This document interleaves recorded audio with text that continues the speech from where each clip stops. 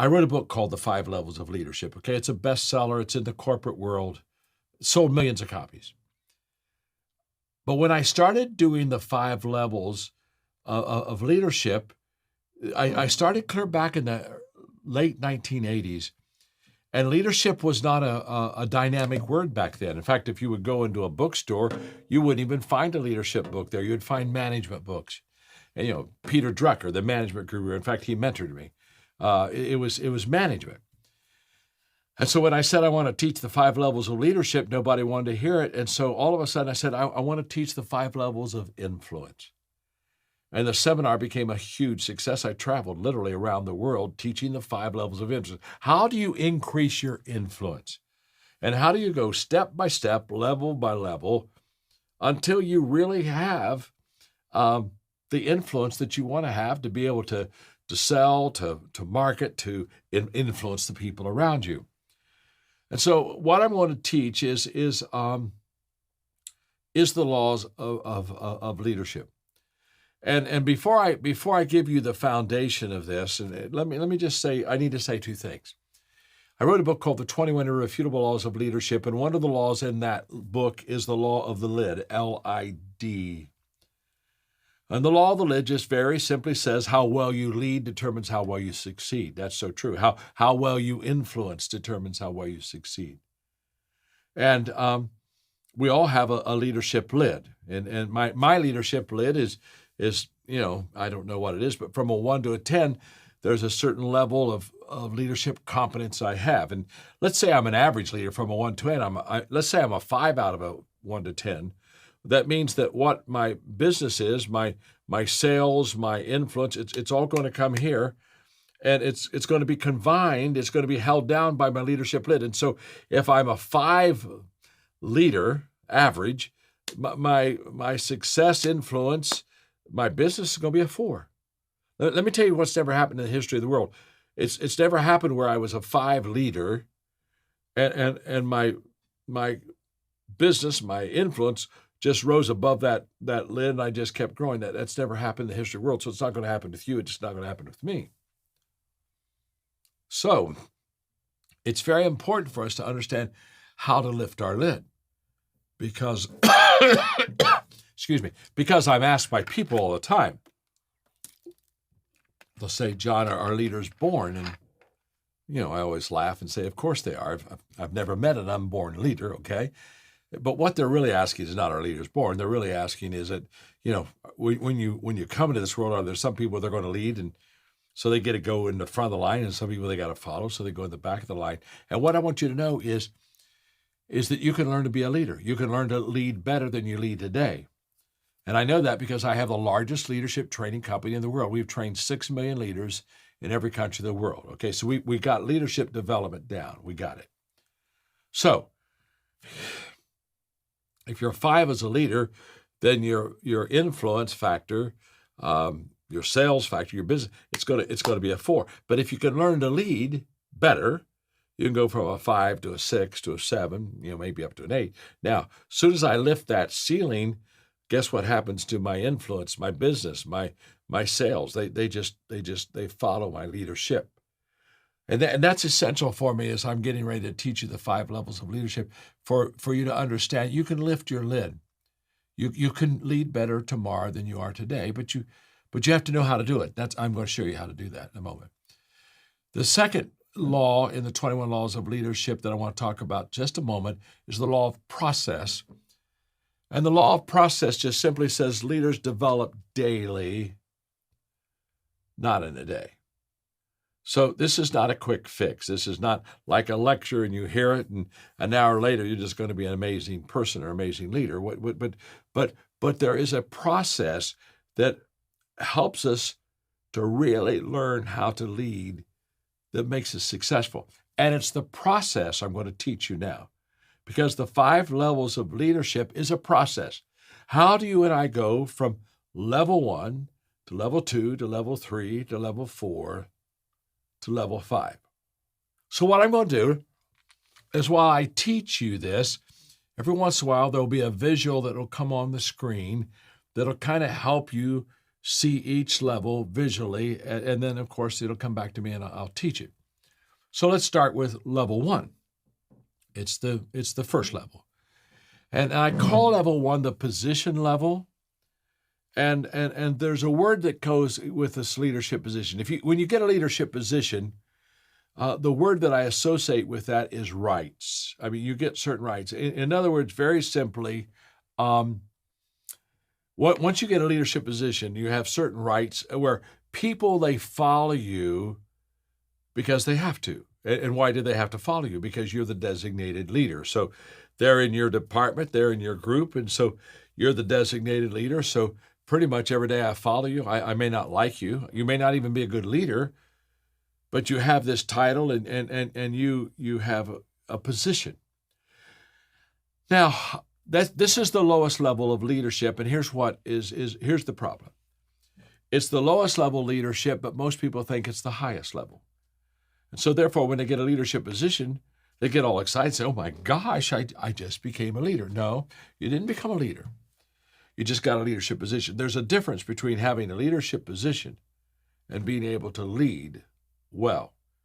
In fact, I often say the position doesn't make the leader makes the position. And so this is absolutely huge because we all start here. By the way, there's nothing wrong with level 1. We all start we get a leadership position in the company. You probably have done that at Fortinet. Now, here's what I want you to understand. It's a place to start. It's not a good place to stay. And yet most people, because they think leadership is position or title, when they get a position and title, they just say, well, I'm a leader. They may be, they may not be. I don't know. But I know this. If you just hold on to level number 1 and you don't advance and you don't grow and you don't develop, then your leadership influence, which is key in sales, obviously, is going to be very, very limited. It's a place to start. It's not a place to stay. Now, what's wonderful about having a leadership position is it gives you an opportunity to practice leadership. And this is huge because how do you develop yourself as a leader? How do I develop myself as a leader? By practice. People don't become leaders by what they know. They don't become leaders by what they read. They don't even become leaders by hearing a lecture like I'm giving you right now. They only become leaders by practicing leadership. And one of the beautiful things about level 1 is because you're a designated positional leader, it gives you an opportunity to practice leadership. It gives you an opportunity to find out if people do follow you, to find out if you can help people and lift them, and to find out if people do like your ideas and want to go where you're going, and they want to do what I'm doing. So when you look at level 1, the position level, don't rest on it. Don't take level 1 and say, okay, now I've arrived. And you instead take the position and the mindset, I am now in a position to really develop my leadership. I can practice my leadership. I can try leading. I can begin to grow. I can begin to develop myself. And it's so, this is a great opportunity. If you've just got a position of leadership in Fortinet, be grateful and say, okay, now that I have a leadership position, I'm going to practice leadership. It's in the practicing of leadership that you begin to develop yourself and you begin to develop others. Okay, so we start with position. Don't make the mistake of thinking that makes you a leader. It just gives you leadership opportunity. Level number 2 is where things really begin to change. Level number 1 is the position level. The key word is rights, and people follow you because they have to. Now let me show you level number 2. Level number 2 is the permission level, and the key word in permission is relationships. And on level number 2, people follow you because they want to. Now we have just made a big jump. We've begun with a level 1 leader who has a position, and because he or she has that position, people have to follow them. So they get in line. You may be a good leader, you may be a terrible leader, I don't know. But here's what I know. At level number 1, when you just have a leadership position, there's very little energy at that level. In fact, at level 1, people are always asking themselves this question: what's the least I have to do to stay on the team? They're not asking how much can I give, how much can I do? And here's the reason why. Level 1 has no energy to it. You show me a positional company, and I'll show you a company that has no energy to go beyond what's expected, so therefore they never excel. That's level 1. But all of a sudden, when you get to level 2, it begins to change. Somebody asked me the other day, it said, John, describe a level 1 company. And the best way I can describe a level 1 positional company is that if quitting time is at 5 o'clock, at 4:30, people are clearing their desk. They're in a countdown mode. They've been waiting all day for their, they want to say, well, why are they clearing their desk? Because at 5 o'clock, they want to make a fast exit.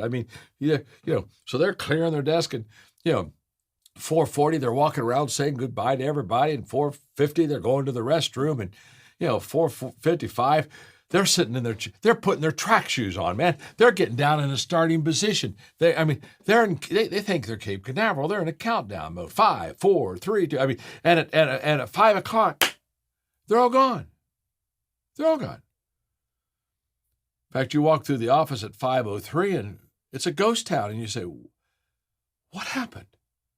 And then you run to the window, and you look out, you look out there, and the last car in the parking lot's peeling out. Now, what happened? It's very simple. You see, at level number 1, people are always going to give you their least, because they're not following you because you're good. They're following you because you have a position, a title of leader. Level 2, here's where the magic begins. Just like level 1 lacks energy, level 2 is full of energy. Now, why is there energy at level 2? Because of relationships.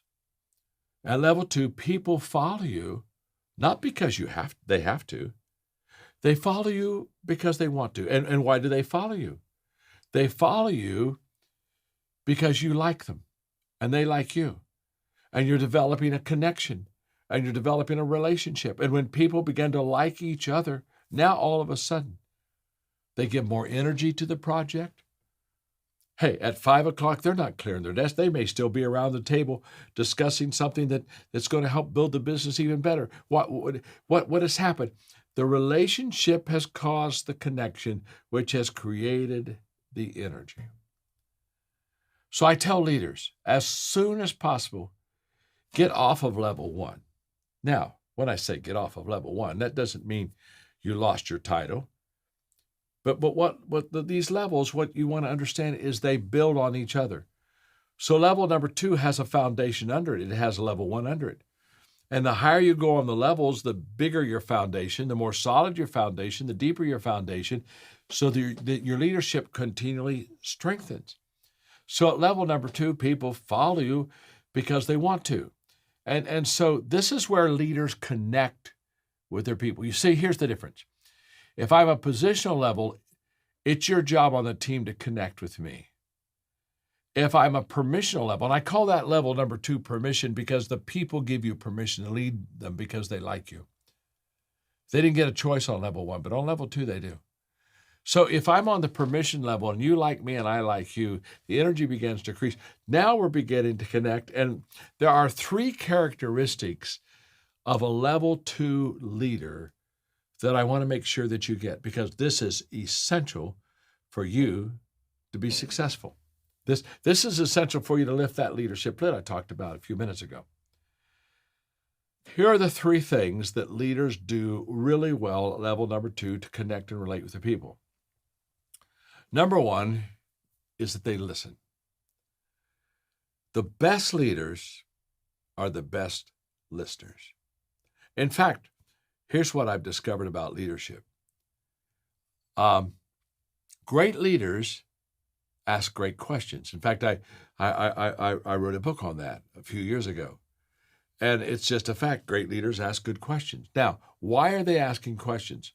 Because they're trying to find their people. Remember this, as a leader, you have to find your people before you can lead your people.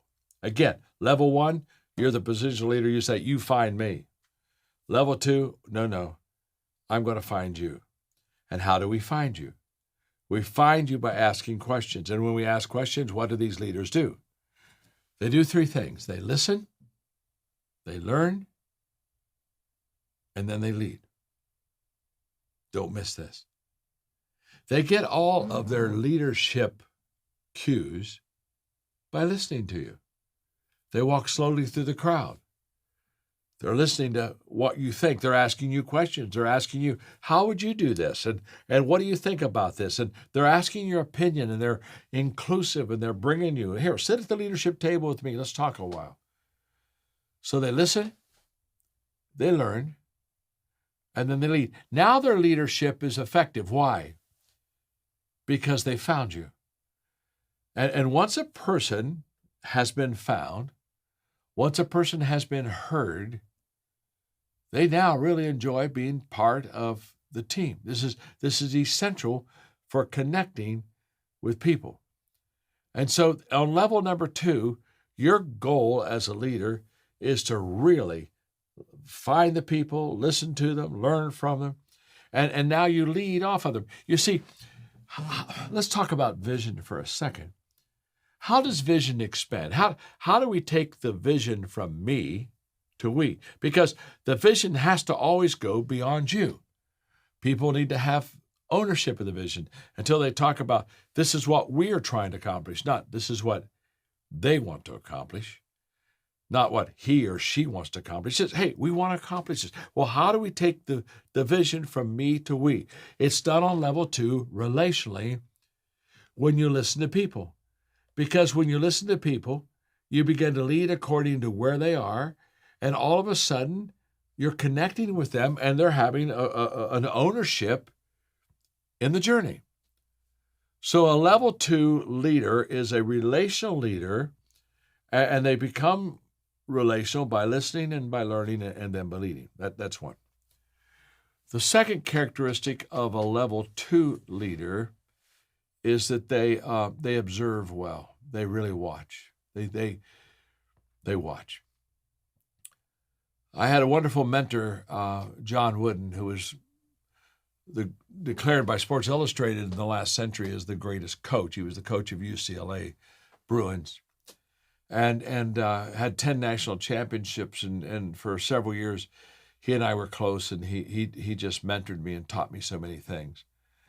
And Coach Wooden would look at his players, and he would say to them, "Don't tell me what you're going to do. Show me what you're going to do." And he would say, "John, anybody can say anything." He said, in fact, he wouldn't name even the captain of his basketball team at the beginning of the season. He wanted his players to play a few games, and then he picked the captain because he said, "John, I got to watch the players play. I got to find out during the tight game when the game's on the line and there's just a few seconds left." He said, I got to find out who wants the ball, who wants to take responsibility to win this game for us." He said, "Don't tell me what you're going to do. Show me what you're going to do." It's at level number 2, this relationship level, where you're listening, you're learning, you're leading, and you're watching your people. Because it's their actions, not their words, that determine the potential success of your department. It just is always that way. So level 2 leaders, they do a really good job of just kind of connecting, listening, and relating and observing to where the people are. The third thing a level 2 leader does really well, they not only observe well, they not only listen well. The third characteristic of a level 2 leader is that they serve really well. They like to serve their people. Now, that's totally opposite of a level 1 leader. You see, a level 1 leader wants to be served. I'm the leader, and so what have you done for me today? A level number 2 totally reverses this. And they say, no, what I really want to do is I want to serve you. And they do it by adding value to people. They everyday serve. I have, in the John Maxwell Enterprise, we have 7 companies. And so I may be in a restaurant and somebody will walk up to me that I don't even know, and they'll shake my hand, they'll introduce themselves, and they'll say, I just got hired by your company. And they'd say, Mr. Maxwell, I work for you. And, I smile and I say, yeah, sit down here with me for a moment. Let's talk. I mean, let me help you. First of all, my name's John. I'm your friend. You don't need to call me Mr. Maxwell. I'm your friend. I said, secondly, you don't work for me. In fact, I work for you. In fact, we work for each other. I don't have slaves. I don't have people working for me. I have people working with me. I'm working with people. We're not enamored by titles. We're not enamored by position. I don't look at you and say, well, I don't work with you. I'm above you. Good Lord, you go down and work with the people. Like, no. There's a spirit of adding value. And by the way, you add value to people that you value. So it begins with the fact that we value everybody. And because we value everybody, we add value to people. And so I told him, I said, you don't work for me. I hope sometime I can serve you. I hope I can do something that will make your work even better. And if there is, let me know. And here's my cell number. Just call me if I can help you. Now, this is absolutely huge, because now on level number 2, we are connected. We are relationally strong. And it gets into the fact that as a leader, level 2, I genuinely care for my people. I was asked to speak a few years ago to the opening session of the United Nations. And when I went to New York City, they asked me to speak to all the ambassadors of the world on leadership. And they said, we're going to give you 2 hours to do that. Well, that was a real challenge. It was a great opportunity, but I asked myself, how am I going to do this? I mean, we're having ambassadors from every country of the world that are going to be in this room. And they come from all kinds of cultures, different, and all kinds of government. I mean, we got democracies, we have kingdoms, we have kings. We got democracy, we have kingdoms, we got socialistic countries. If I want to talk about leadership, I got to get us all on the same page somehow. And I began to ask myself, well, how do I do that? How do I do that? So after giving it a lot of thought, I did a teaching that was just really went well at the United Nations. And the teaching was, 3 questions followers ask of their leaders.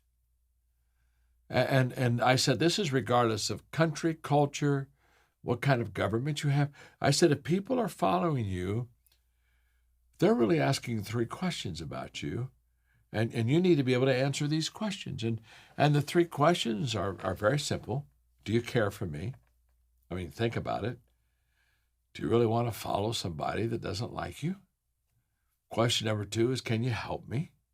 I mean, the reason that you're on the team, the reason you're following the leader is for that leader to help you. I mean, you need somebody to get you to the next level. So, can you help me? And then question number 3 is can I trust you? Can I trust you? Now, isn't it interesting, those 3 questions? Do you care for me? That's a level 2 question. It's all about relationships. The third question, can I trust you? That's a level 2 question.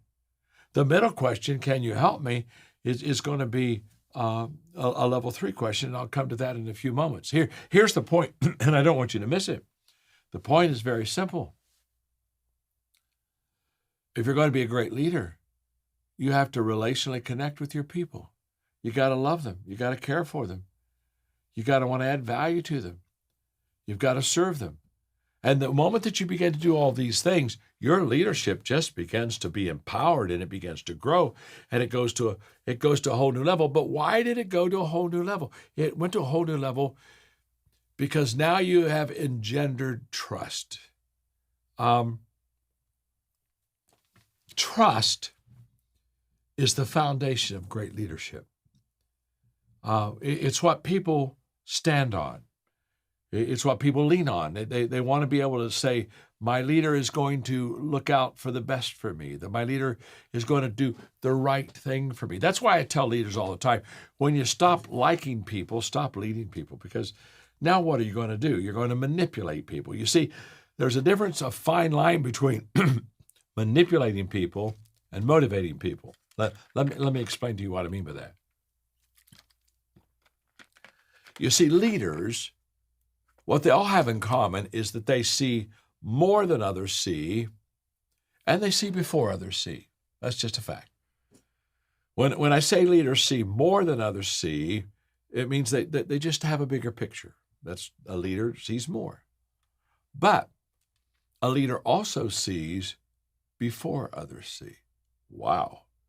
In other words, I not only see a bigger picture, I see the picture quicker, sooner than others.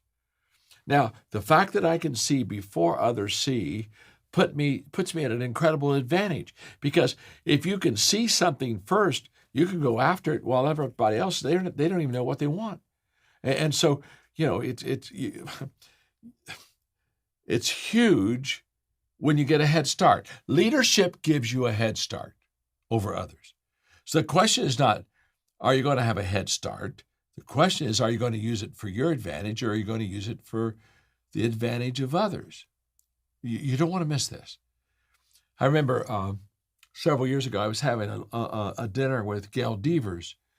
And Gail Devers is the most decorated female track athlete in Olympic history in the United States. And she had literally won Olympic medals. She's a runner. She's speed. And she had won, I mean, it's just unbelievable. She had won medals in 3 different Olympics. In fact, the night I was having dinner with her and her husband, she was training for her 4th Olympic. I mean, she was running races against girls that were young enough to be her daughter. I mean, this is just an amazing leader. And so we're having a great conversation on leadership, because she had read some of my books and she had some questions she wanted to ask. And so I thought I would have fun toward the end. And I said, Gail, I think if you and I ran a race, like 100 yards, I said, I think I could win. And she just looked at me and said, you're kidding. I said, no. I said, no, I'm not kidding. I think I could win. In fact, she looked at her husband. She said, did you hear him? He thinks he can beat me in a race. And then she looks back and she looks at my body, and she can't put all this together. It's way beyond her. And she's about ready to take off her high heels and take me out front of this restaurant and, let me eat dust. And I looked at her and said, now, Gail, listen to me very carefully, because I've thought this through carefully. If you and I raced 100 yards and you gave me an 80-yard head start, I could win. Well, of course you could win if you have an 80-yard head start. Now, honestly, I wanted to say 70. I really did. I thought, man. But I wasn't sure if I had a 70-yard head start, I could really beat her. But for 80 yards, this fat boy could roll across the line. Just trust me, I could win. Now, here's the whole point of this little story. The fastest person doesn't win the race. It's the person who starts first. If you let a person get enough head start, they can win any race against any person. Leadership gives you a head start. It lets you see things before others see them. So now we've got this head start advantage. The question is, are we going to win the race for ourselves, or are we going to win the race for our people? And level 2 leaders, they care for their people. People don't care how much you know until they know how much you care. They care for their people in such a way that at level number 2, they really want their people to succeed. And so because of that, their people began to prosper. Their people began to learn. Their people began loving being on the team. Why is all this happening? Because relationships are working. And relationships are the foundation of leadership. So now we're developing ourselves as a leader, and we're about to go to level number 3. Remember, you don't leave the previous level, you stand on it. So the higher you go, the bigger, the better, the deeper your foundation of leadership. Level 1, position level. People follow you because they have to. That's where we start. No problem. You just don't want to stay there. Level 2 is the permission level. The key word there is relationships. People follow you because they want to. This is where energy happens. Energy happens at level 2 if you're a level 2 leader. But you still haven't gone as high as you can. You haven't yet become the leader as Fortinet says that you were meant to be. So let's go to level number 3. Level number 3 is all about production. It's the production level. And the key word at level number 3 is results. At this level, people follow you. People follow you because of what you've done for the organization. In other words, you are a producer. You know, when people talk about you, they talk about you in the fact that it's much better since you're on the team. Your bottom line is better. Your sales have increased. You're a producer. And this is an essential, important level to be on. And let me explain to you why. Level 3 is where you get the credibility to lead. Now, level number 2, because you like people and people like you, they let you lead. But at level 3, you now gain what I call leadership credibility. And what do I mean by that? It's very simple. Once you produce, once you are a personal success yourself, now people want to follow you. And why? Because you win. You succeed. You bring home results. I mean, Fortinet loves you because they look at you and you do good in sales and you just keep increasing the bottom line. And you increase the bottom line not by cutting the price of the product. You increase the bottom line because you're proven to add value to people. And once people know that you add value to them, you don't need to reduce the price of your project at all. I mean, you're worthy of the price if you can produce. And so level 3 is where credibility really allows you to have the privilege of leading. People begin to raise their hand and say, I would like to be on your team. Let me explain it this way. Let's say LeBron James and I were going to have a basketball game, and so we're with you right now, and we want a half a dozen of you to be on our side, and so LeBron's going to pick first. Now, he's one of the greatest basketball players that's ever played. So when LeBron looks out at the audience, you got your hand in the air and you're saying, choose me, choose me. Oh, LeBron, oh my gosh, pick me. Now, why do you want to be on LeBron James' team? Well, it's very simple. You know if he picks you, you're going to win because he's a great basketball player. Now, when it comes my turn to choose, you don't have your hands in the air. In fact, you're ducked behind chairs. You're hiding from me. You don't want me to pick you. You don't want a 75-year-old overweight man to pick you to be on the basketball team. You're hiding from me. You see, you want to be on the team that's going to win. Well, when you become a level 3 leader and you produce results, that's exactly what the team becomes. They become winners. And everybody wants to be on your team. Now, at level 3, there are 3 characteristics. Again, there are 3 qualities that level 3 leaders exhibit all the time, and people see them. Let me give them to you. Number 1 is you lead by example. You understand that the best leadership is not what you say. The best leadership is what you do. Now, at level 3, you do those things that bring results. So now it's show and tell time. It's just not telling people what you're going to do. It's showing people exactly what you have done. And now people they're convinced of following you because the proof is in the stats. The proof is in you now are leading by example. Why? Here the greatest The greatest motivational principle in the world is this one. People do what people see. That's a fact. So when people say, the people on my team, they're really not producing. You know why they're not producing? They don't see you producing. The moment that you begin to produce, the moment that you begin to bring home the results, now you are a visual example of how they can do it. Now, this is huge. You don't want to miss this.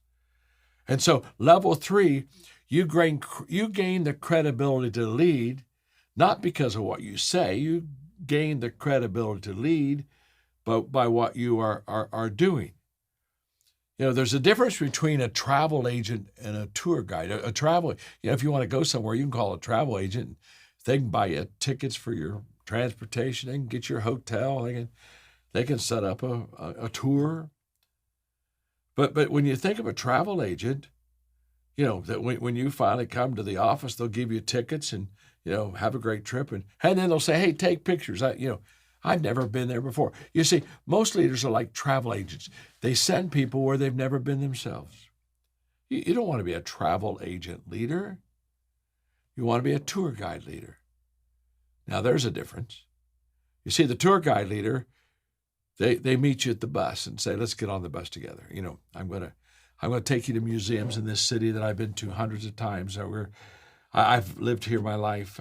Just follow me. Just stay with me, and I'll make sure that you see things you've never seen and you experience things you never experienced." You want to be a tour guide leader. Level 3 leaders, they're tour guides. They basically say, "Get on the bus. I'm highly successful myself. I increase the bottom line for my company. I make a lot of money. Watch me. Follow me." Just, the greatest words a leader can share with his or her people are the words, "Follow me." The moment I can say that, I am a terrific leader because I have now the credibility of a leader, okay? Now, 3 characteristics of leaders at this level. I've given you one. They lead by example. The second characteristic of a leader on this level is that they create momentum. Level 3 leaders are momentum makers, okay? Now, in your company, you've got momentum makers. They're level 3 leaders. You also probably have some momentum takers. They suck the momentum out of your company, and you maybe even have a few momentum breakers. But level 3 is all about creating momentum. And so how does that happen? Because let me just say something about momentum for a moment. The greatest friend a leader has is momentum. Because momentum is a great exaggerator. Momentum has the ability to take something good and exaggerate it until people think it's amazing. And so leaders know that the greatest problem solver that they're ever going to have in their life is momentum. You see, managers try to solve problems. Leaders create momentum. Because what the leaders know is if they create momentum, honestly, the problems will be solved in the company. I mean, to illustrate that, let me just say that, let's take a train on a track. If that train is going 50 miles an hour down a track, okay? And in front of it is a barrier, okay? Oh my gosh, I'm talking about a real obstacle here. A 5-foot thick concrete wall, steel reinforced, okay? That's a barrier. It's on the track.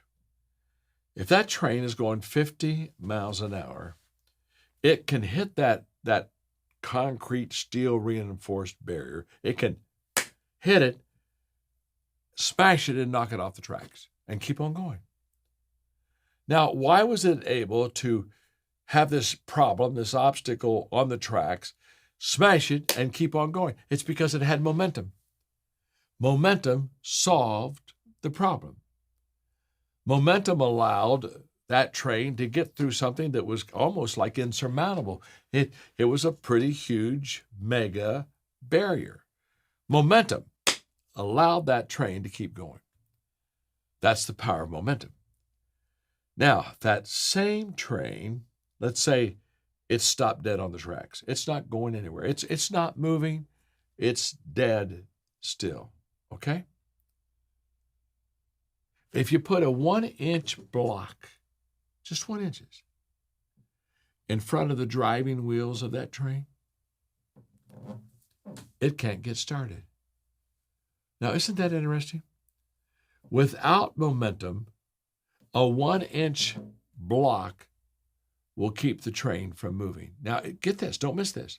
Without momentum, a 1-inch obstacle is a real problem. With momentum, same train, same track, a 5-foot thick concrete steel reinforced wall can't stop it. You see, that's why I tell people all the time, your problem is not your problem. But yet so many people, they get focused on problems. The problem that isn't a problem becomes a problem, not because it was a problem. The problem was they didn't know the problem wasn't a problem, and so they made a problem that wasn't a problem a problem. Okay, don't try to take notes on that. Let me talk to you for a moment. The problem isn't the size of the problem. Problems get fixed and taken care of. 80% of all problems in any company are solved with momentum. And at level number 3, that's what you have. You've got great momentum. You've got great thrust. You've got great power to overcome the obstacles of your company. Now, so far, we've talked about 3 levels of leadership. Level 1 is where we start. It's a good place to start, bad place to stay. It's the position level. People only follow you because they have to. Level 2 is the permission level. This is where relationships kick in. You like the people, they like you. Now people follow you because they want to. Energy happens at level 2. Energy. Now, at level 3, that's the production level, and the key word there is results, and people now follow you because of what you've produced, what you've done for the company. And at level number 3, you get momentum. And with momentum, most of the problems are solved in the company. Let's put it this way. With momentum, leading is a lot easier. That's why in a sports contest, if one team really gets momentum on their side, what does the opposing coach do? Calls a timeout. Now, why does he call or why does she call a timeout? It's very simple. They're trying to break the momentum of the other team. They're trying to get them out of that rhythm. So level number 3 is where momentum happens. Level number 3, the third thing that happens at level 3, just one more quick thing is you attract better people to you because you produce. Let me explain it this way. Remember when I did in the beginning the law of the lid? And if you were a 5 leader with leadership competence, your company would be a 4. Okay, you got that. In the law of attraction, in my book, The 21 Irrefutable Laws of Leadership, this law of magnetism says you attract who you are, not who you want. Very true law. So here's what happens. If I'm a level 5 leader, I attract 4s, 3s, 2s, and 1s. What I don't attract to my team is a 9 or a 10. 9s and 10s don't follow 5s, never have, never will. But if I grow as a leader and I get up to a 6 and 7, every time I grow as a leader, guess what? I attract a better person. So when you can produce, when you have the credibility of a person that gives results to your company, you're going to attract better people to you because it's like the LeBron James illustration. People want to be on your team. Okay, so let's go to level 4. Now, level number 4 is really, this is the level I really try to get people to go to. I mean, I know there's 5 levels of leadership, but I am very happy if I can get you to level number 4, because level number 4 is the people development level, okay? This is where you develop other people. And the key word at level number 4 is reproduction, okay? Now, people follow you not only because of what have you done for the organization.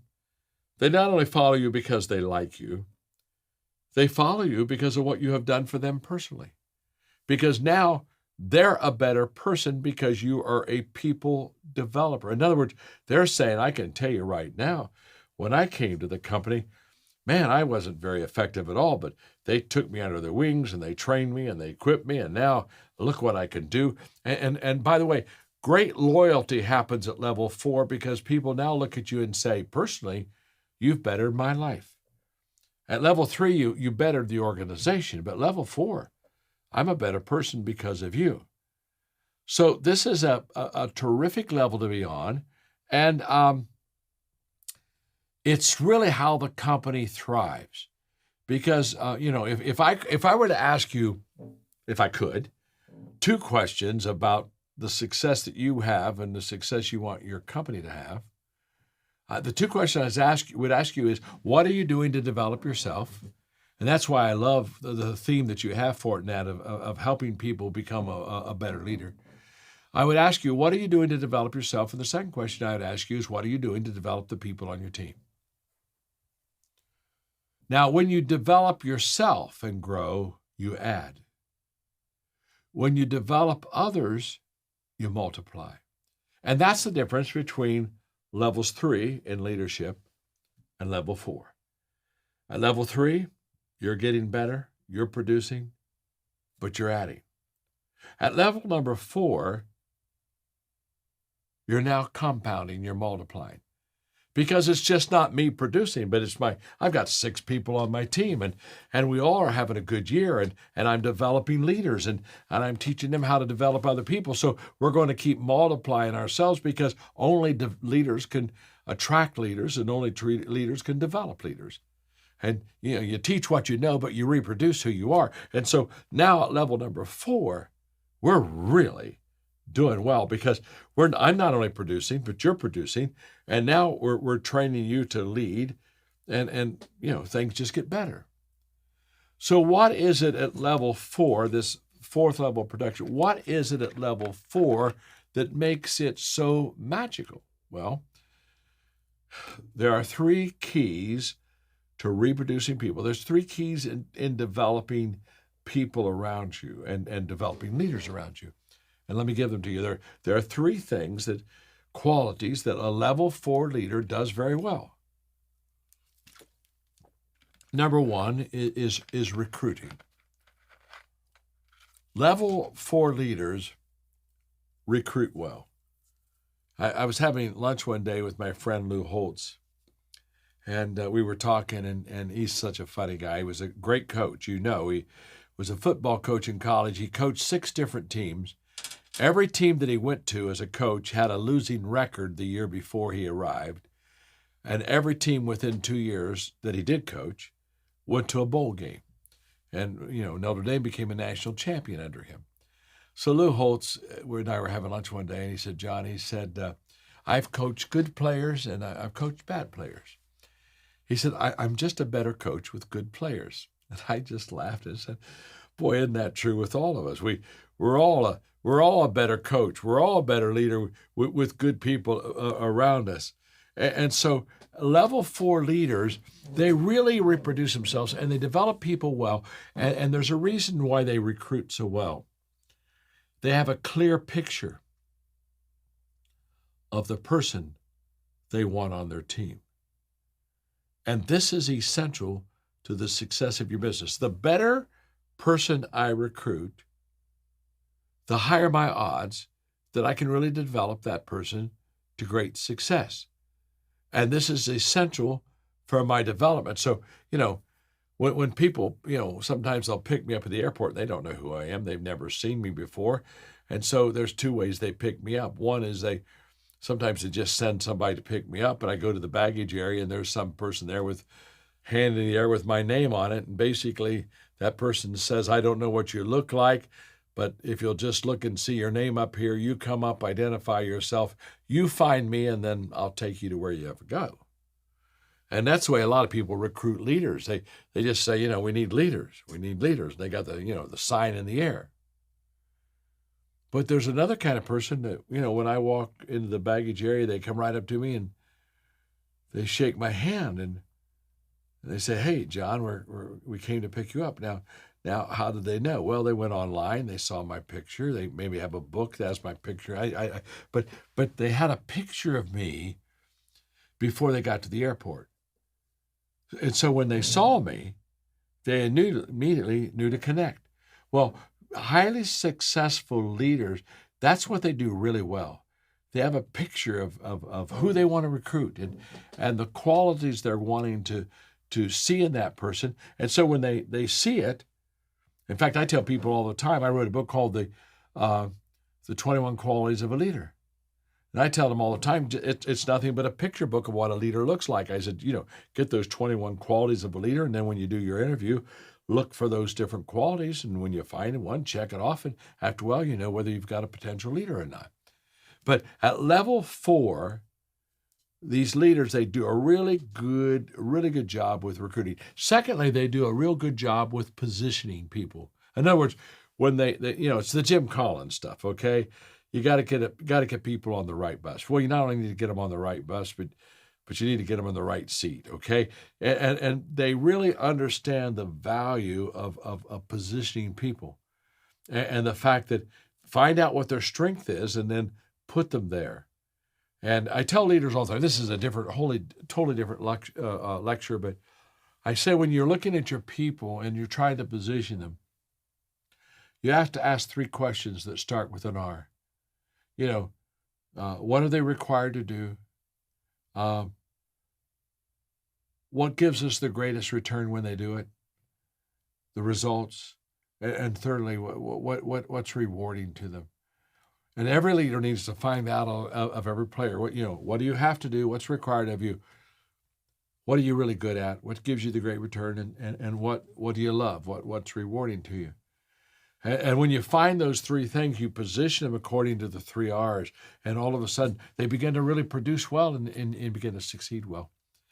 There's one more quality of a level 4 leader, and that is they just equip really good. They're good equippers, okay? They just know how to help people become successful in the business. Now, I have the largest equipping organization in the world. We've trained over 6 million leaders in every country of the world. We're the only company that has done it that much. And we really know how to equip people. And I'm going to just take maybe 2 minutes, and I'm about to wrap up the talk. But there are 5 steps to equipping people really well. And they're simple steps, and every one of you can do them. But if you will do them, I will promise you'll begin to reproduce other people and reproduce other leaders under you.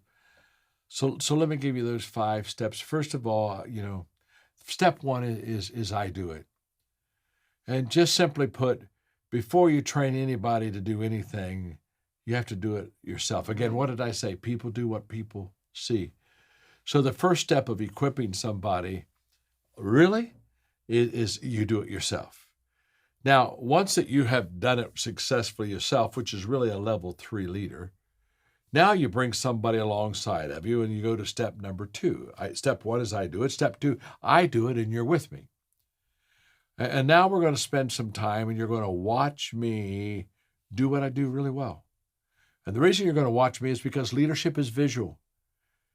Stanford research says 89% of what you and I learn and know, we saw visually first. 10% audio, 1% through the other senses. And so I do it and you're with me. Well, you're with me. You're watching me. And after I, finish the sell, you're asking me questions. How did you do that? And why did you say that? And what made you go over there? And so it's I do it stage 1 or step 1. Step 2 is I do it and you're with me. Step 3 is you do it and I'm with you. Anyway, there comes a time when I just hand the baton off to you and say, here, it's yours now. You run with it. It's all yours. And now I'm coaching you. Now you're playing the game, and I'm tweaking you. I'm making you better. After you do that sales call, we sit down. I say, now, okay, let me give you a couple of observations, and I make you better. I make you better. And then step number 4 in that equipping process is you do it. I mean, there comes a time when I say, hey, it's yours. You got it. Now, here's where the equipping failure begins. Most equipping in most companies stops at step 4. I do it, you're with me. You do it, I'm with you. You do it. Well, once you do it, I say, okay, I've equipped them. But there's another step, and this is where the magic is in level 4 leadership. Step number 5 is they do it, and someone is with them. Simply stated, here's how this works. We never equip anybody who doesn't make a commitment to equip somebody else. So our equipping never stops with the person we equipped. It continues and reproduces itself on a multiplication level. Level 4 leaders, they recruit well, they position well, and they equip people extremely, extremely well. Now, I'm going to wrap it up by level number 5. I really don't need to teach level 5 because level 5 is automatic. You see, on level 1, the company gives you that. Levels 2 and 3 and 4, you earn. Level 5 is what I call the pinnacle level. The key word at this level is respect. And at this level, people follow you because of who you are and because of what you've done. You truly now are bigger than life. And they look at you and they just say, you know, you're an amazing person. This is where you begin to live a life of significance in your life and the life of others. Chris, what has it been, 20 plus years that you and I have been in this environment? And we've talked about growth, I guess, every way that we can, and yet today it's just as relevant in your 20 plus years of tenure, executive on our team, running the nation, running around the nation, speaking, and yet you're still growing. I know that about you, and I'm the same way. I've just been challenged. Even most recently, I've been challenged to grow significantly. And so, hey, I never get tired of this subject, and I never get tired of this subject talking to it with John, 75 years young. Still doing it. Still doing it. Never get tired of working alongside of people like you that's still doing it. So, man, I'm excited. Yeah, when I found out that this was the topic we were going to talk about, I was like, this is so appropriate because I don't know where I would be today if I didn't work in an environment. I know you would say the same thing. And then to be modeled by John, it's not you're on the road with John. You guys are at different conferences, speakers, and meetings. And without a doubt, I always see him taking notes. Then you get in the car and you're like, man, here's what I learned. What did you learn? You better be ready to answer that question because he just models that. And he's kind of given that to us. So much so that I brought this for those that are watching on YouTube. I love it. Okay, this is a little show and tell. I love it. I did it yesterday too in our leadership team meeting. I'm in a show and tell mode. We're going back to elementary school. I like it. But that's all right. So much so that as you helped us cast vision and come up with our mission and what's important in our organization, and we do believe that everybody deserves to be led well. Obviously, you wanted people first. We get that. That's 100% us. The second one we have on our card, and every single one of our team members have this, is it is about growth. And on there, it talks about we invest in growth every day. Doesn't matter whether you're 18, 19, 20, when you and I began to think about what that looked like, or even now. And I won't mention our age as we get into this. But we also believe that it happens daily, not in a day. And what I love about that is that John says if we want things to get better, then we've got to go after it on a daily basis. Now, I'm going to take you down a little bit, if you don't mind. I want to take you down a little bit of a different path than maybe normal. I want to go away from the notes for a minute, and we're going to come back. And we've heard John talk about everything worthwhile is uphill. Yep. And, man, growth can be an uphill battle. It doesn't often happen when we're going downhill and things are good. And I want to talk a little bit. I want to kind of lift the curtain on some things that you've been growing personally. And I think it's so appropriate because you were so intentional behind this. And it started. I think growth happens in a lot of ways. Yeah. You can observe it and learn. You can teach and learn. You can get feedback and learn. Matter of fact, I was on a call today with one of the organizations that we work with, and it was Matt McLean with Wealth Advisors. Let me just read this real quick to you. It says, man, feedback is a gift. It's where you grow. When given by the right person in the right manner and received in the right way. And I thought, oh, that's so good. Tell me that again. I'm going to be with Mark later, and I want to share this with him. Received in the right way. Here's where I'm going. You started a journey intentionally the fourth quarter of last year. Yep. We called it the family rooms. And Mark set the stage, and you said, hey, family rooms sometimes get uncomfortable. I want feedback. And that began a growth journey that I haven't seen in you in a long time, and we're going to unpack that just a minute. But what I want you to do is I want you to take us back And what was the intentionality behind saying, man, I want feedback. I want these family room conversations. I want to grow. I want us as an organization and a culture to grow. Talk to us a little bit about that to set the stage of now what you're doing, and we'll talk about that in just a minute. Well, I started getting a little bit of feedback from teammates, and I started getting feedback from key relationships like our thought leaders that perhaps our culture was missing a beat or was missing a little bit of something. Come to find out, it was we were saying more than what we were doing. We were not completely matched up in our actions. So it started there, and then that caused me to go, I've got a problem in the organization. What is our problem? What is that? And this is not at all a negative thing. This is very powerful and positive as we unpack this, I'm sure. But I went to John, and I did something that I do all the time with John. I state the problem. I see if we have agreement on our problem. And then I'm always prepared with 3 suggestions to remedy the problem and then a recommendation. Here's 3 suggestions, John, but here's my recommendation. And John and I just have this formula for how we have led him, the visionary, the owner, and me, the CEO, the implementer of his vision. Well, that has changed a little bit, but John's mentoring in my life has not changed. We still have that same formula. Yeah. So I went to John. I said, here's my problem. And what was interesting, and I won't dig into this because that's not the subject today, John didn't agree with me. Now, we beat it up for about 10 hours of playing time. John, this is why I think this is the problem. Yeah, I think it is the problem. No, it's not the problem, Mark. No, it's not. And finally, after he had listened to me long enough, which was about 10 hours, he identified the real problem.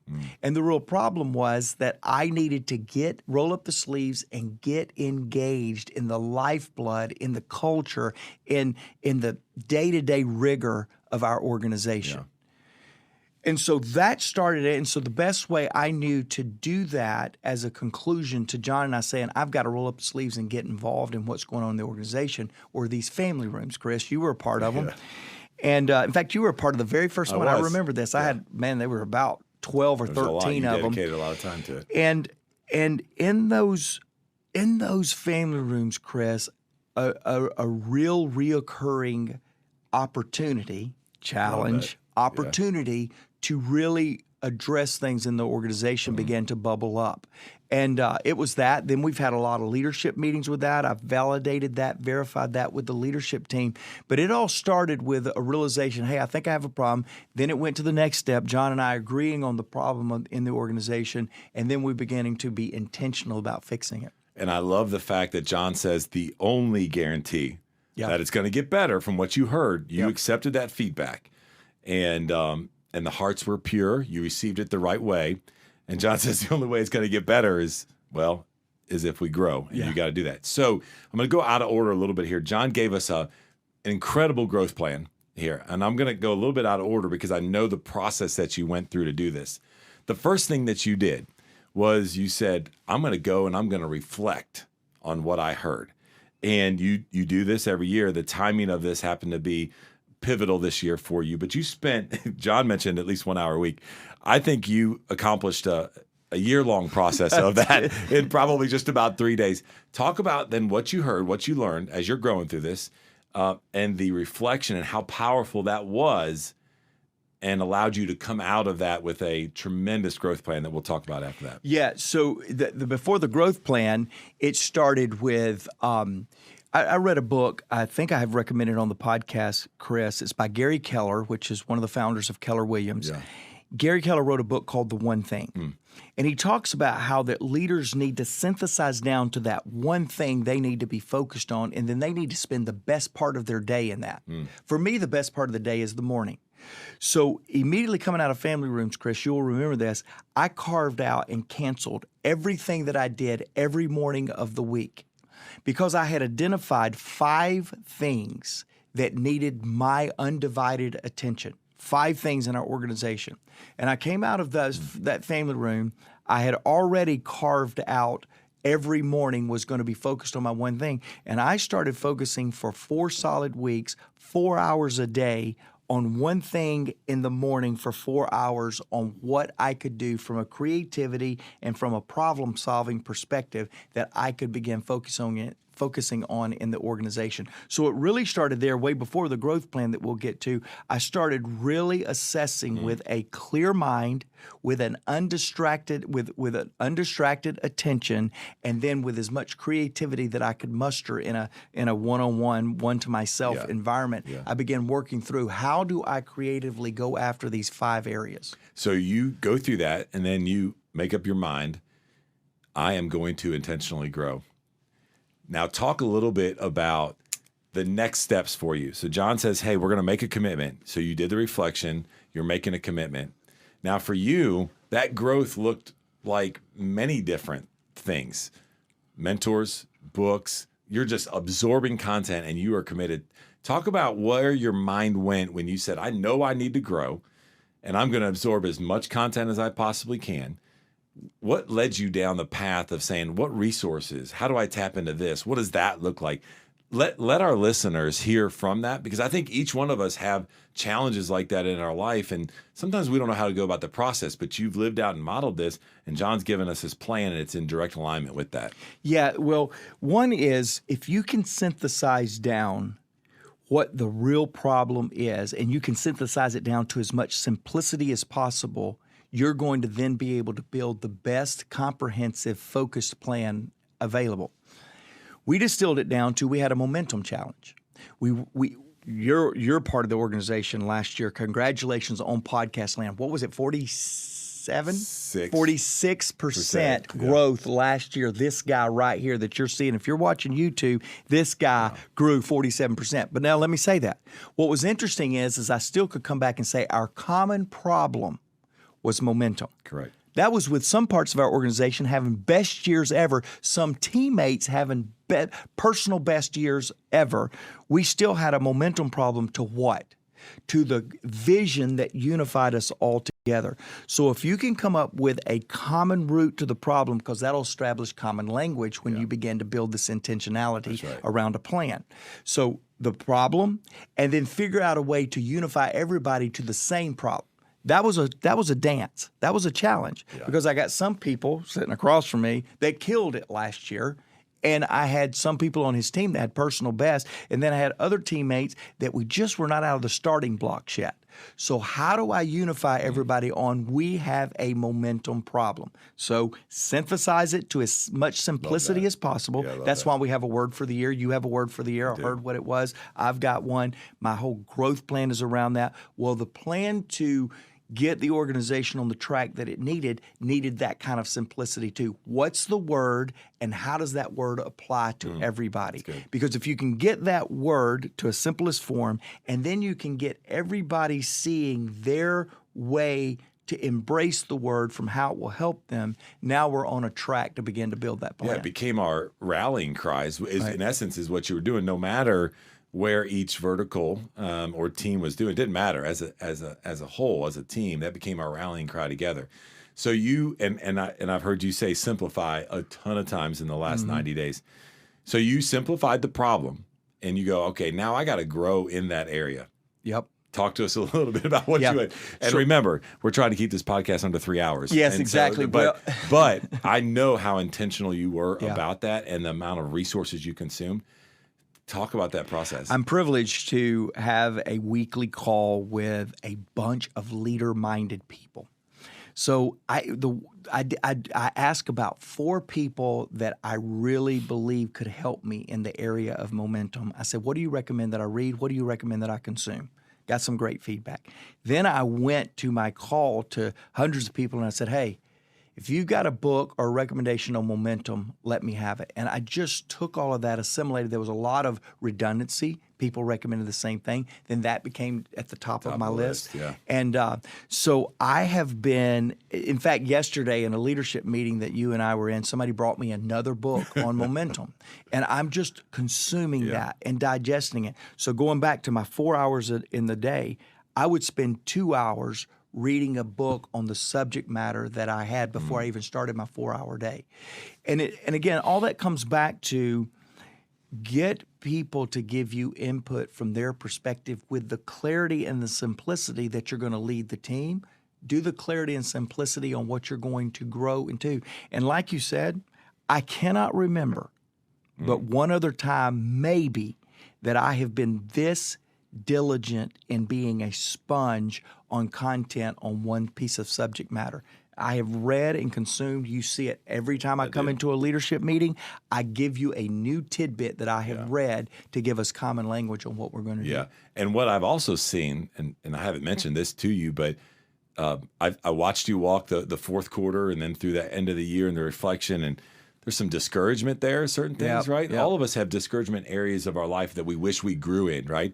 But what's been fascinating for me to see, and again, this will be the first time you kind of hearing this out of my mouth, which is when I saw you prioritize that, and I mentioned to you yesterday, this can be so good for the company, but it's been so good for you as a leader because when you prioritize that and this growth and the intentionality of growth that John's talking about here, you become, happier might be a little bit of a soft word, but you become stronger, you become more confident, you almost become more resilient to that uphill battle that we're taking. And what I love about it is you absolutely, John's second point in the plan is you make that commitment public.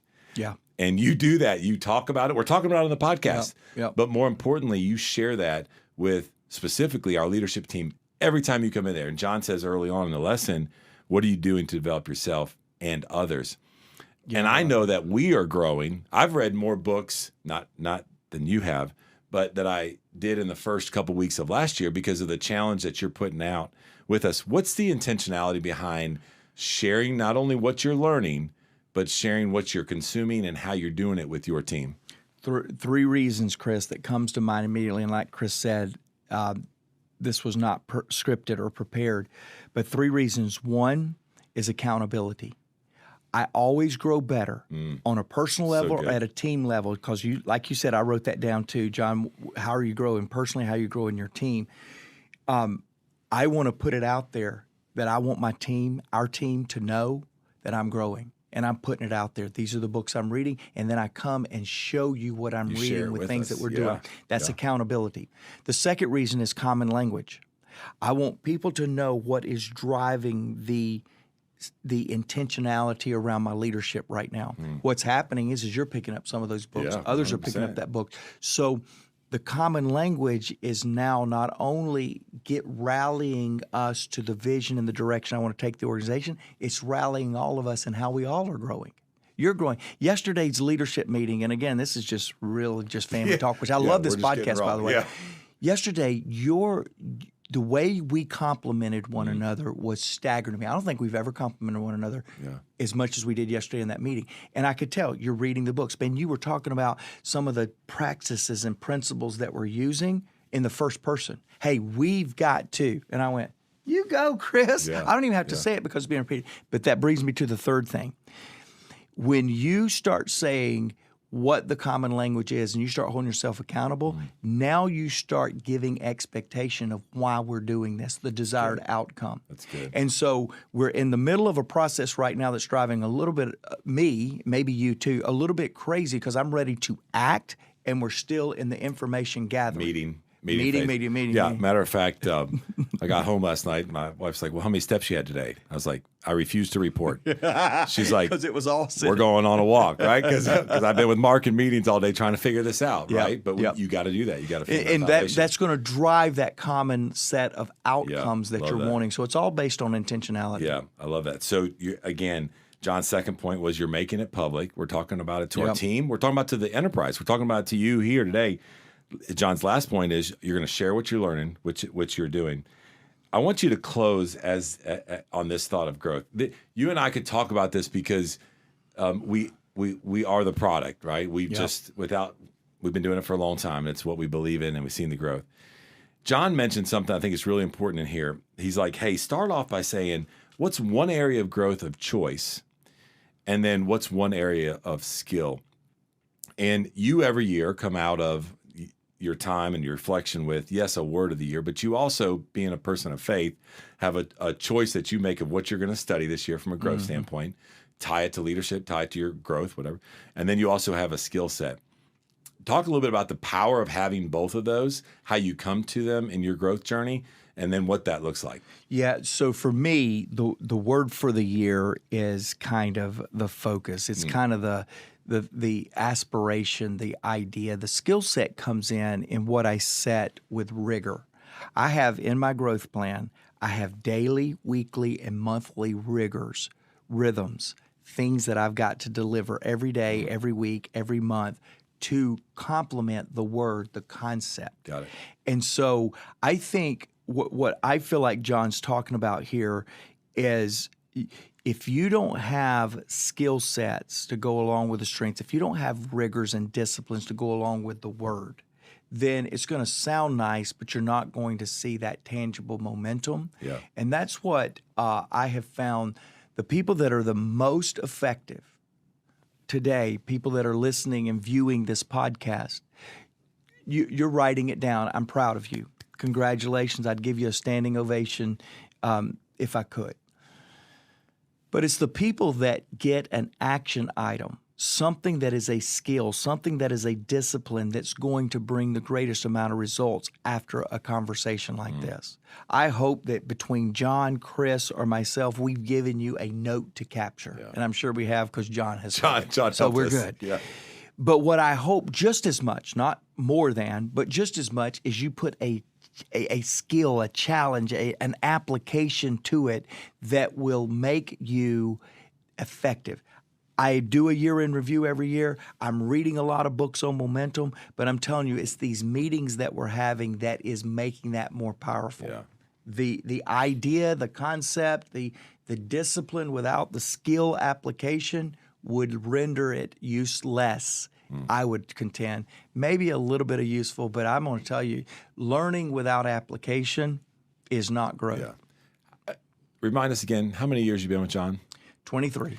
23 years. And you would admit, and you did, and I would absolutely back you up on this, the last 90 days, the greatest growth you've had. 23 years with the greatest leadership organization and leader that you and I know, and yet you're still growing at a pace. Like, that's what we should strive to do. That's what makes things better. As we wrap, one little question on this. You spend all this intentionality. You build this growth plan. How often do you review it? How often do you go and check it? How often do you hold yourself accountable to it? Because what I want our listeners to do is I want them to develop a growth plan because we want them. We know what's on the other side of that. It doesn't always get easier. Sometimes it gets even harder. Mm-hmm. But man, we want that for you because everybody deserves to be led well, and we want to add value to you. And this is the best way. And John talked about this is where he started. This is where you need to start. You can be intentional about it, and you can develop that, and then maybe never look at it again. And kind of, how often do you that rigor that you developed and you try to follow? As you wrap up, how often do you check that and hold yourself accountable to it and adjust it, or maybe just check the box? So in the first 60 days of a year, I'm reviewing it every day. I reviewed it this morning. I'll review it tomorrow morning. I'll review it Saturday. I'll review it Sunday. Got it. I'm reviewing it every day. It's got to get in me for it to drive behaviors, to cultivate skill sets like we talked about, to develop habits. Yeah. So it's an everyday rigor that I will do every year for the first 60 days. I'm reading it every day. I'm familiarizing myself.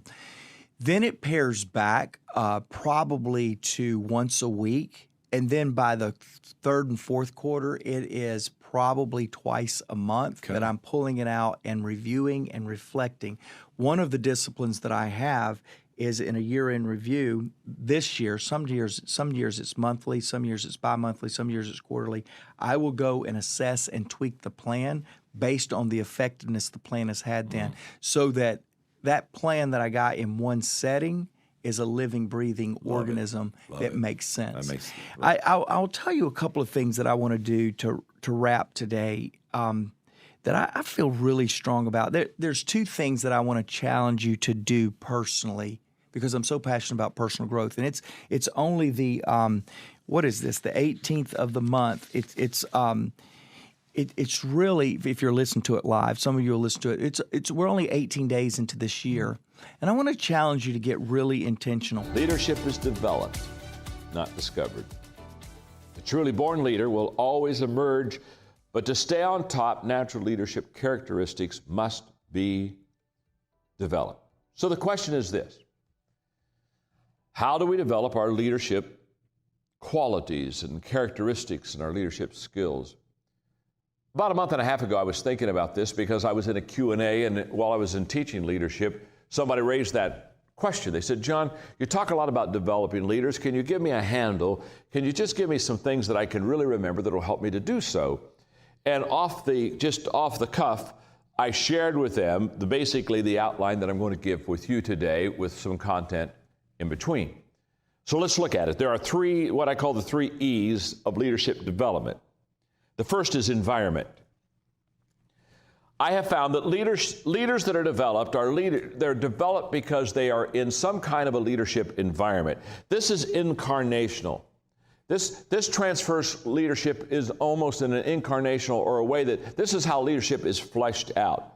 Leaders do what leaders experience. And when I talk about environment, I'm talking about putting an environment in a person's life that they begin to experience leadership. They see it around them. They feel it. And they understand it. They understand it not because they sat down and took a lesson on leadership. They understand it because they were around leaders. They understand it because leadership principles and leadership values were talked about, lived out, fleshed out, embraced, okay? So let's talk about, let me define incarnation, since that's a phrase I use. It's a theology phrase from my background. But when incarnation is really connecting abstract ideas to human characteristics.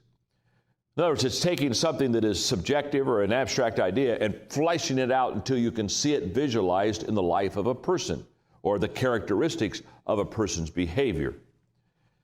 And what I'm saying here is that leadership is more caught than taught. That's what the leadership environment is all about. Creating an environment where they catch leadership.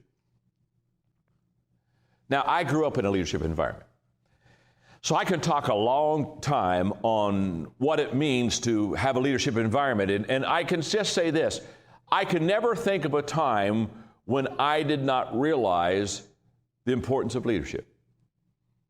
I didn't have to have anybody sit down and say, John, it's really important for you to learn how to lead. It's very important for you to learn leadership characteristics. I saw them in my family. I watched them fleshed out around me. You need to develop a leadership environment until leadership is not something that is extraordinary and exceptional, but leadership is something that everybody does. Because really, leadership properly understood, everybody can influence and everybody can lead within an organization. The right environment allows people who are good to get better, just like a wrong environment allows people who are good to become worse. Look at environment as that which helps to create something for you that enhances already what you can do and what you already do know. Now, the second E is equipping.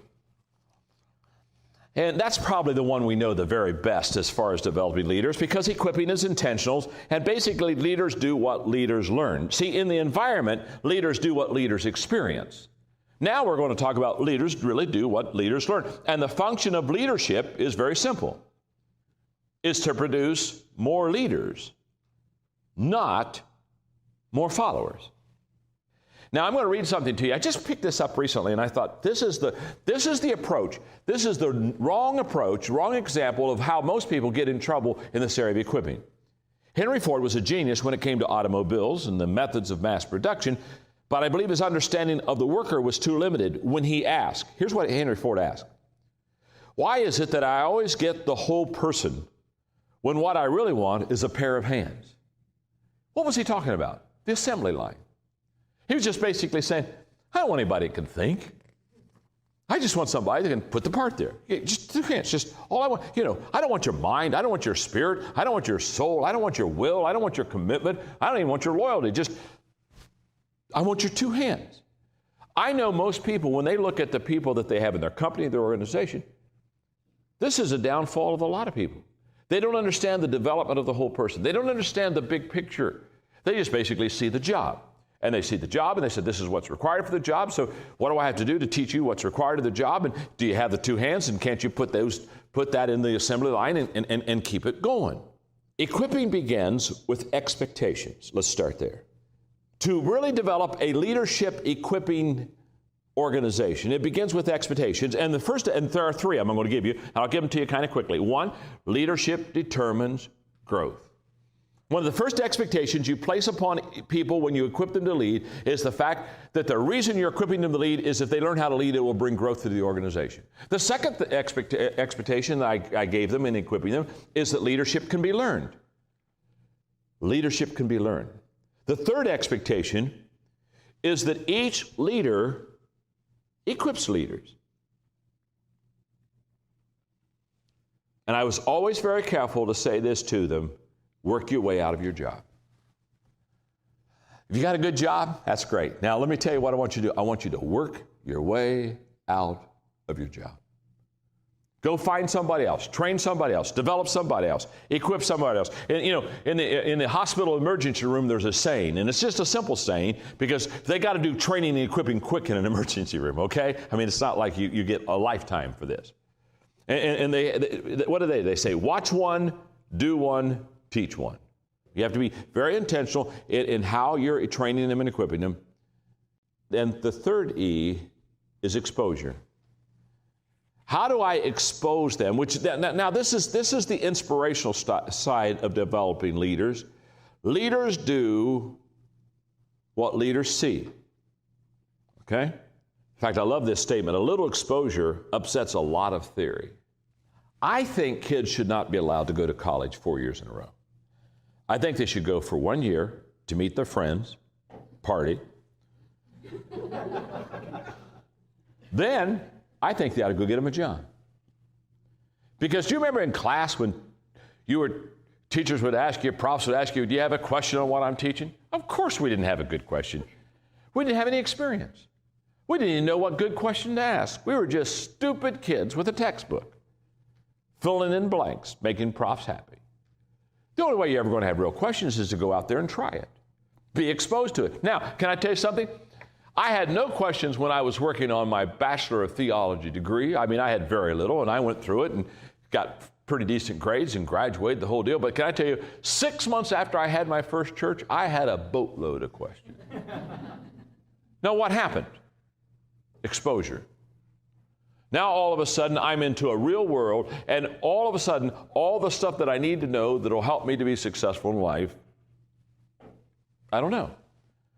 So when I talk about exposure, expose means to make accessible to some action or influence. Expose your leaders. I want to tell you what. Expose your leaders, first of all, to great leaders.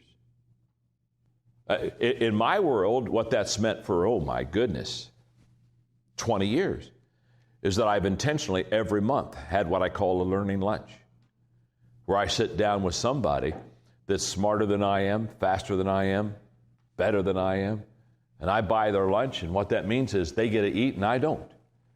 And I ask questions, and I just learn from them, and I just glean from them. Okay, what kind of exposure am I getting to great leaders? How do you learn leadership? How do you develop leaders? By exposing them to leaders. And let me one more thing, one closing thought on exposing people. Expose your leaders to the works of great leaders. Here's what I tell people. You may never have the privilege of being around all the great leaders you want to be, but I can tell you right now, you can almost always get to the works of great leaders. The 3 E's. Environment, that's incarnational. This is what people experience. People do what people experience. Equipping, this is intentional. This is where we teach them. This is how they learn. And then exposure. This is something that they see, that they experience in their own life. The 3 E's of developing people.